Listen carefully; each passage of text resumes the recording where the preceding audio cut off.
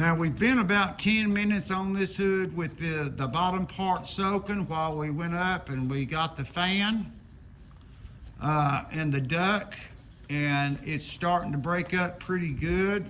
I'm going to do a little bit more right here around that old light fixture that needs to be replaced, and show you when I spray how it's starting to, the grease itself is starting to run off even by itself without having a washer applied to it yet.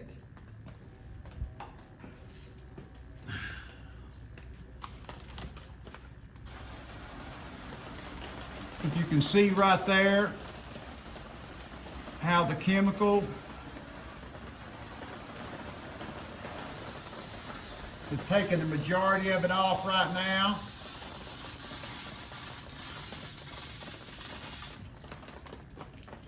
We'll continue to let that sit